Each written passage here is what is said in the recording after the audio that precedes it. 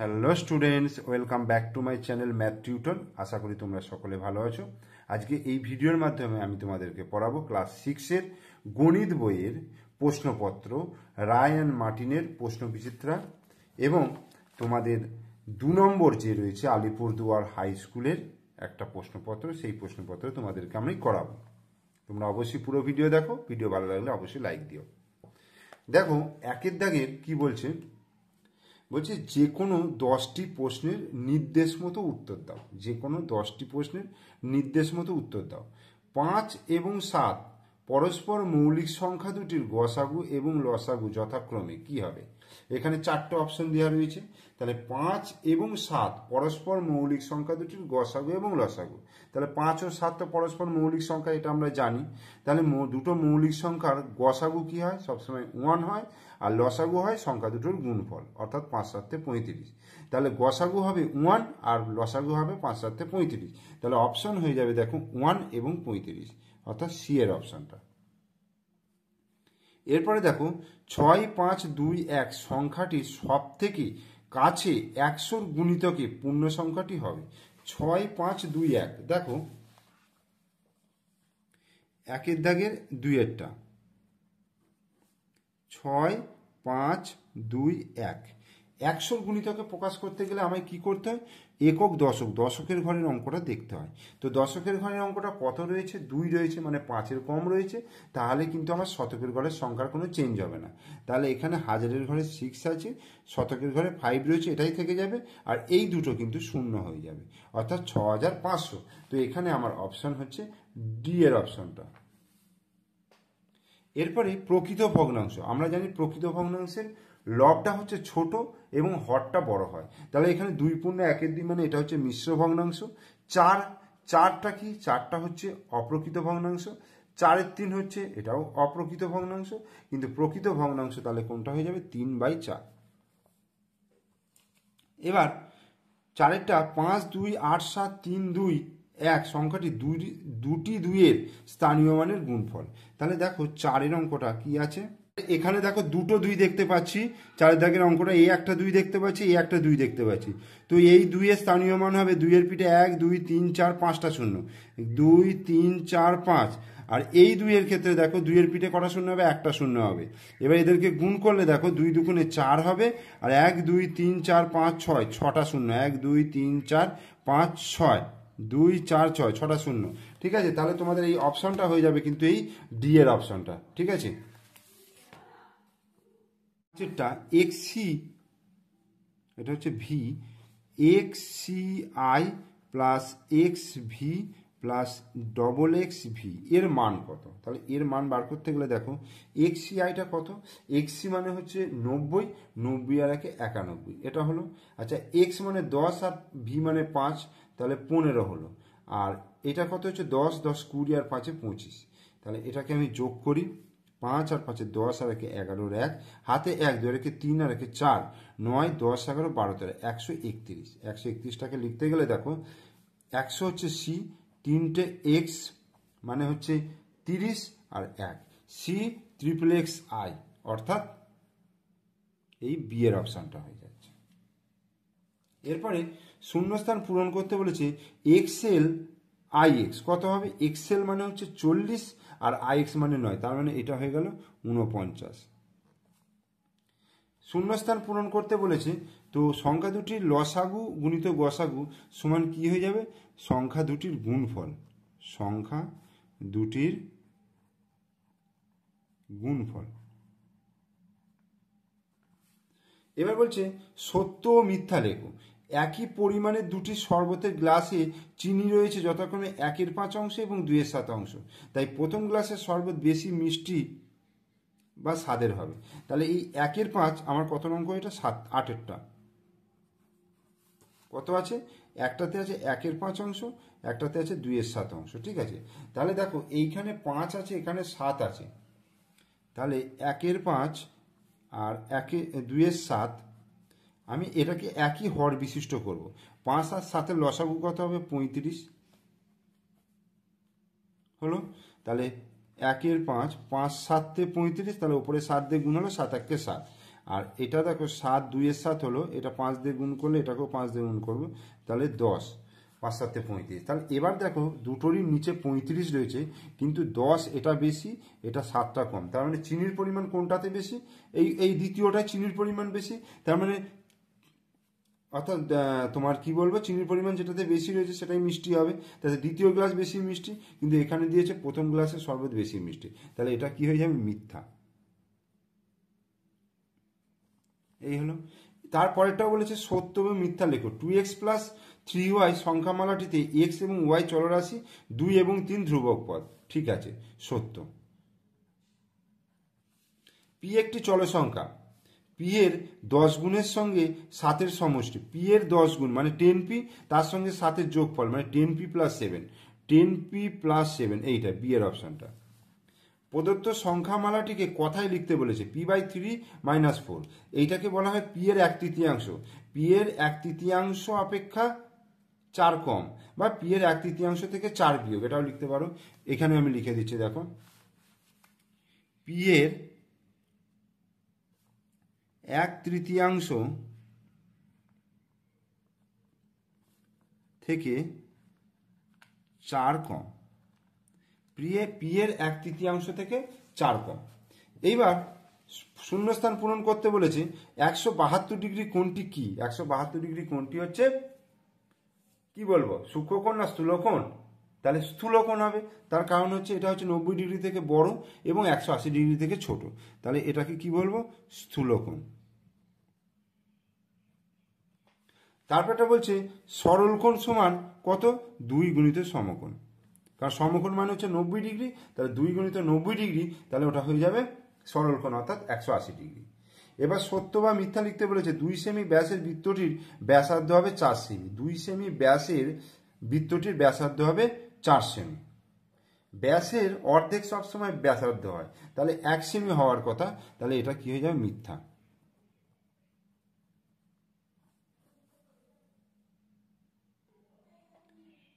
এরপরে দেখো 2-এর দাগের অঙ্ক কি বলেছে, 1-এরটা বলছে ছোট থেকে বড় অর্থাৎ ঊর্ধ্বক্রমে সাজিয়ে লিখতে বলেছে। কি কি সংখ্যা রয়েছে দেখো, 0.534, 0.52 আছে, 5.34 আছে, আর 0.513 আছে। তো এটাকে কি করব দেখো, এটা কি লিখবো? 534 বাই 1-এর পিঠে কটা শূন্য? 3টে শূন্য। দশমিকটা তুললে 1-এর পিঠে 3টে শূন্য হবে।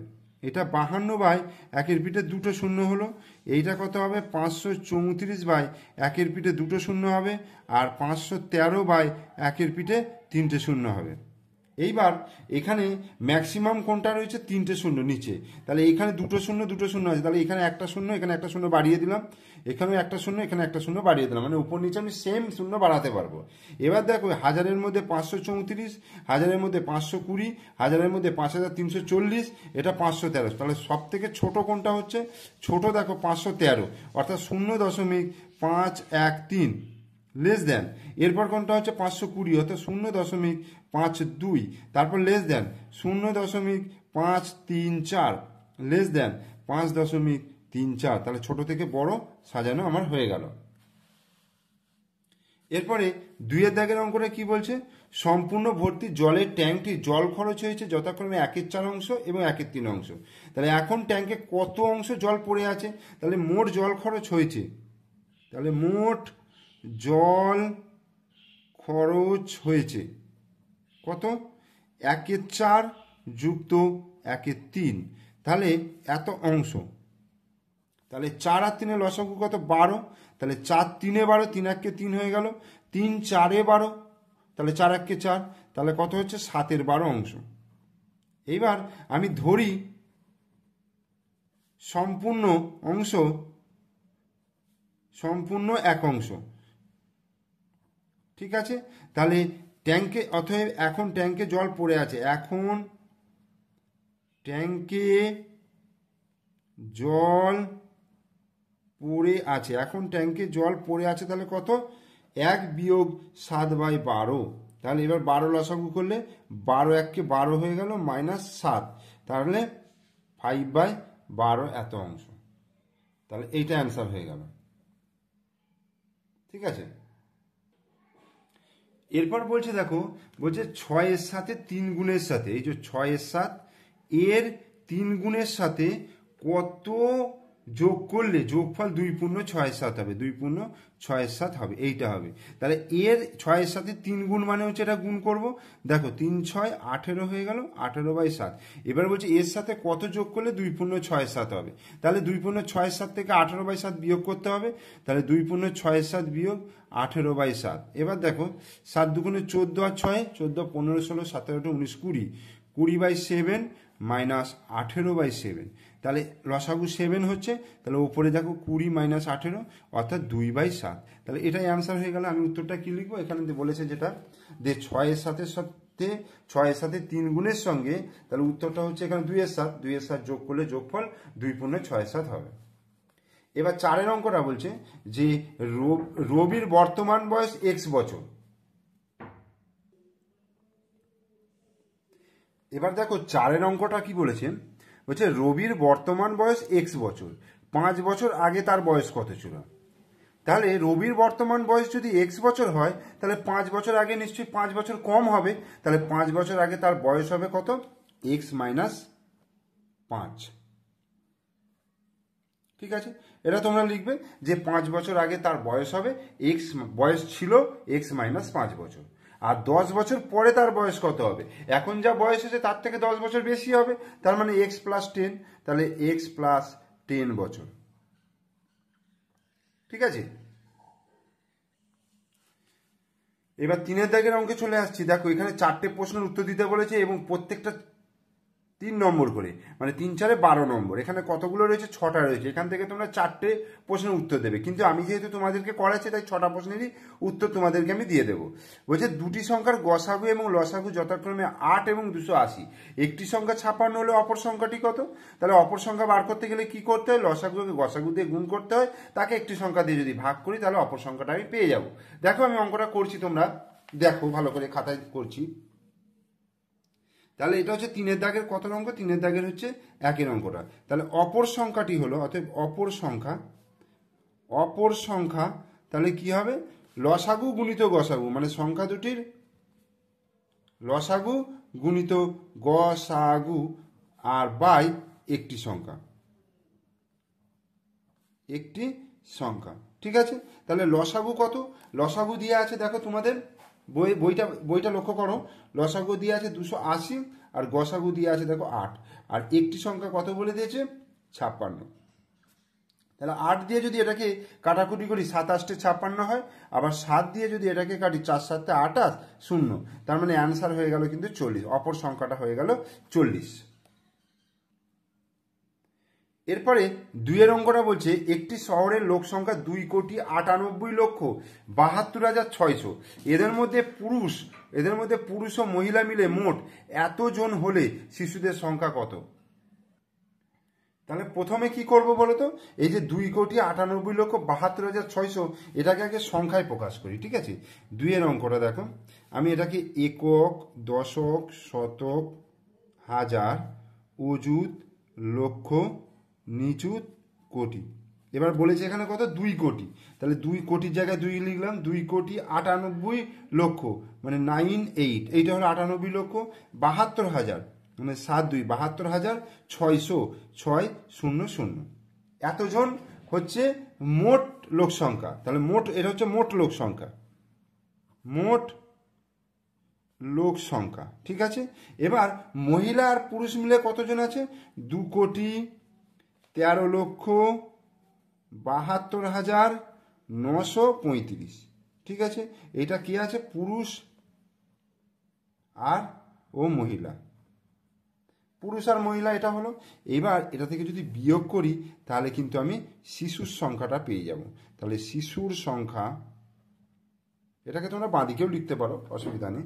দেখো 5 কয় দিতে 10, 5 দিতে হাতে 1, 3 আর 4, 4 কয় দিতে 10, 6 দিতে হাতে 1, 9 আর 10, 10 কয় দিতে 16, 6 দিতে হাতে 1, 2 আর 3, 3 কয় দিতে 12, 9 দিতে হাতে 1, 7 আর 8, 8 কয় দিতে 17, 9 দিতে হাতে 1, 3 আর 4, 4 কয় দিতে 8, 4 দিতে, আর 1 কয় দিতে 9, 8 দিতে। তাহলে 84,99,665 জন হচ্ছে, এটা হচ্ছে শিশুর সংখ্যা। এরপরে 3-এর দাগের বলেছে সরল করতে বলেছে, আর 4-এর দাগেও সরল করতে বলেছে। আমি দুটো অঙ্ককে একসঙ্গে খাতায় লিখছি, লিখে তোমাদের সরল অঙ্কটা দেখাচ্ছি, ঠিক আছে? তাহলে 3-এর অঙ্কটা দেখো, এখানে সরলটা লিখেছি। তো প্রথমে কি করতে হবে, আমার ব্র্যাকেটের কাজ করতে হয়, এবং ব্র্যাকেটের মধ্যে যেটা রেখা বন্ধনী আছে সেই রেখা বন্ধনীর কাজটা আগে করব। তাহলে 4 গুণিত 24 বিয়োগ 110 মাইনাস, তাহলে এইটা রেখা বন্ধনী আছে, তাহলে 11 আর 3 কত, 11, 12, 13, 14, 14 গুণিত 4 first bracket, second bracket, third bracket ভাজিত 2 এর 9। এরপরে 4 গুণিত দেখো 24 বিয়োগ, ফার্স্ট ব্র্যাকেটের মধ্যে কি আছে, বিয়োগ আছে আর গুণ আছে, তাহলে গুণের কাজটা হবে। তাহলে 110 মাইনাস 4 14 56 ভাজিত 2 এর 9। এরপরে 4 গুণিত 24 বিয়োগ, এবার ফার্স্ট ব্র্যাকেটের মধ্যে 110 বিয়োগ 56, তাহলে 6 কয় দিতে 10, 4 দিতে, হাতে 1, 5 আর 6, 6 আর 5 11, তাহলে 54 হলো, ঠিক আছে?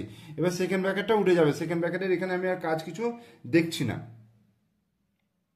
আচ্ছা, আমার মনে হচ্ছে একটা টোকা এখানে ভুল হয়েছে, এখানে একটা ভাজিত 9 আছে, সেই জন্যই ভাবছি যে সেকেন্ড ব্র্যাকেটের কাজটা হলো না কেন। ভাজিত 9, এখানে ভাজিত 9, তাহলে সেকেন্ড ব্র্যাকেট দিয়ে ভাজিত 9 আসছে, ঠিক আছে? থার্ড ব্র্যাকেট কমপ্লিট, ভাজিত 2 এর 9। এরপরে 4 গুণিত দেখো 24 বিয়োগ 54কে 9 দিয়ে ভাগ করলে কত হচ্ছে, 6 9 54, তাহলে 6 হয়ে গেল, সেকেন্ড ব্র্যাকেটের কাজ শেষ হয়ে গেল। এবার থার্ড ব্র্যাকেট ভাজিত 2 এর 9। এবার 4 গুণিত, এবার থার্ড ব্র্যাকেটের কাজ, 24 থেকে 6 বিয়োগ করলে 18 হলো, ভাজিত 2 এর 9। এবার কি হবে, ভাগ গুণ আর এর আছে, তাহলে এর কাজ আগে করব। 4 গুণিত 18 ভাজিত 9 দুগুণে 18। এরপরে গুণ আর ভাগ আছে, তাহলে ভাগের কাজ করব। তাহলে 4 গুণিত 18, 18কে 18 দিয়ে ভাগ করলে 1 হলো। এবার 4কে 1 দিয়ে গুণ করবো, 4 কে 4, অ্যান্সার। এরপরে 4-এর সরলটা দেখো এরকম রয়েছে, ভাগ রয়েছে, এ রয়েছে, এ রয়েছে, তাহলে এই এর কাজগুলো আগে কিন্তু করে নেবো। তাহলে এর কাজটা আগে করে নিতে গেলে, তাহলে 2 আর এখানে কাটলে 8 দুগুণে 16, তাহলে 3 এর 8 ভাজিত, তাহলে এটা কি হচ্ছে, উপরে 1 হলো, আর এর নিচে হচ্ছে 3 9 27, আমি 27 গুণিত 3 9 27 গুণিত 8 করলাম। এইবার 3 এর 8, এই ভাগটাকে আমি কি করছি, গুণ করে এটা গোটাটাকে উল্টে দিচ্ছি, 27 গুণিত 8/1, তাহলে এই 8 8 কেটে গেল, আর 27কে 3 দিয়ে গুণ করলে 81 হবে, এটাই অ্যান্সার। এরপরে 5-এর দাগের অঙ্কটা কি বলছে, যে উন্নিশা খাতুনের বাড়িতে 30.6 মিটার কাপড় আছে, ওই কাপড় দিয়ে ফ্রক তৈরি করবেন। প্রতিটি ফ্রকের জন্য যদি 1.7 মিটার কাপড় লাগে, তবে উন্নিশা খাতুন কতগুলি ফ্রক তৈরি করবেন? মোট কাপড় আছে কতটা, 30.6 মিটার। আচ্ছা, একটা ফ্রকের জন্য 1.7 মিটার কাপড় লাগবে, তাহলে কতগুলি ফ্রক তৈরি করবে, ভাগ করলেই হয়ে যাবে। তাহলে 5-এরটা 30.6কে ভাগ করব 1.7 দিয়ে। দেখো 306/10 হলো, দশমিকটা তুললাম, আর ভাগ 17/10 করলাম, দশমিকের পর একটা সংখ্যা আছে মানে, তাহলে নিচে 10 হলো। এবার 306/10, এই ভাগটা গুণ চিহ্ন করে উপরে 10 করলাম, নিচে 17 করলাম, তাহলে 10 10 কেটে গেল। এইবার 306কে 17 দিয়ে ভাগ করা যাবে কিনা আমায় দেখতে হবে।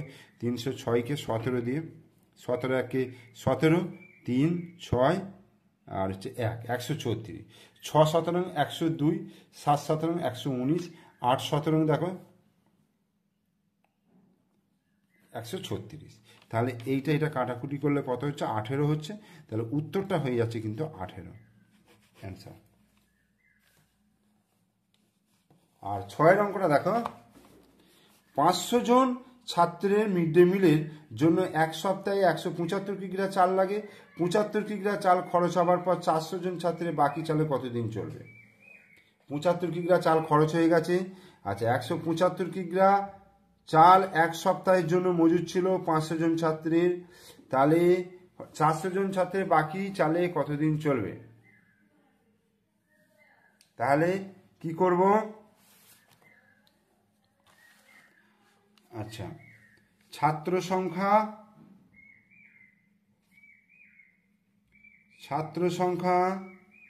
আচ্ছা, চালের পরিমাণ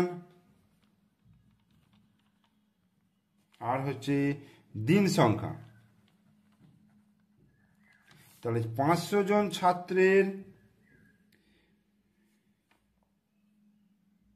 175 কিগ্রা, এক সপ্তাহে চালের পরিমাণ হচ্ছে 175 কিগ্রা চাল। কদিনে লাগে? 175 কিগ্রা চাল 7 দিনের জন্য। তাহলে 400 জন ছাত্রের বাকি চাল মানে 75 কিগ্রা চাল খরচ হওয়ার পর, তার মানে 175 মাইনাস 75 সমান 100 কিগ্রা চালে কতদিন চলবে? ঠিক আছে, দেখো 500 জন ছাত্রের 175 কিগ্রা চাল চলে 7 দিন। তাহলে একজন ছাত্রের 175 কিগ্রা চাল চলবে বেশি দিন না কম দিন? বেশি দিন চলবে। তাহলে 7 গুণিত 500 দিন। তাহলে একজন ছাত্রের 1 কিগ্রা চাল চলবে, তখন কিন্তু কম দিনে হয়ে যাবে, 7 গুণিত 500 বাই 175। আচ্ছা, আর কত আছে? 400 জন ছাত্র যদি হয় তাহলে 1 কিগ্রা চাল আরও কম দিন চলবে, 7 গুণিত 500 নিচে 175 গুণিত 400 দিন। আর 400 জন ছাত্রের 100 কিগ্রা চাল চলবে, 7 গুণিত 500 গুণিত 100 উপরে গুণ হবে, নিচে 175 গুণিত 400। তাহলে এটা কাটাকুটি করলে দেখো 100 আর এইটা কেটে গেল 0। আচ্ছা, 7 দিয়ে কাটলে 7 25 175। আচ্ছা, 25 দিয়ে 500কে কাটলে 25 দুগুণে 20 হলো, আর এটা 4 5-এ 20। তাহলে 5 হয়ে গেল, 5 দিন চলবে। ঠিক আছে, তাহলে উত্তরটা কি লিখবে এখানে? যে 400 জন ছাত্রের বাকি চালে 5 দিন চলবে। তাহলে এটাই অ্যান্সার হয়ে গেল। তাহলে এই ভিডিওতে আমি তোমাদের গণিত বিষয়ক যে প্রশ্নপত্র রায়মার্টিন 2025-এর 2 নম্বর প্রশ্নপত্রটা আমি শেষ করলাম। এর পরবর্তী আমি 3 নম্বর প্রশ্নপত্র নিয়ে এসে আবার হাজির হব। তোমরা অবশ্যই তার মধ্যে এই ভিডিওটা দেখে ফেলবে এবং তোমাদের বন্ধুদেরকে শেয়ার করবে। আর আমার চ্যানেল তোমরা নতুন দর্শক হলে অবশ্যই চ্যানেলটিকে সাবস্ক্রাইব করে দিও এবং পাশে থাকা বেল আইকন প্রেস করে দিও। ওকে, থ্যাংক ইউ।